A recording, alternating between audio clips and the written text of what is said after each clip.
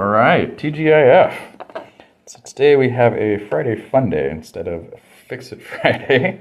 But look at this thing. Like, I was left unsupervised and got a chance to really explore what Bamboozler could do. And like, this kind of blows my mind that this is 3D printed. Like, and check this out. Like, let's plug it in. Ready for this? Look at that. Full color lithopane, light box, sweethearts. Yeah, so Valentine's Day, blah, blah, blah. Anyway, look at that. Like, pulling this off and playing with it reminds me of how I felt doing my first print on the Flash Forge. So this was circa 2014, 2015. This was my first print.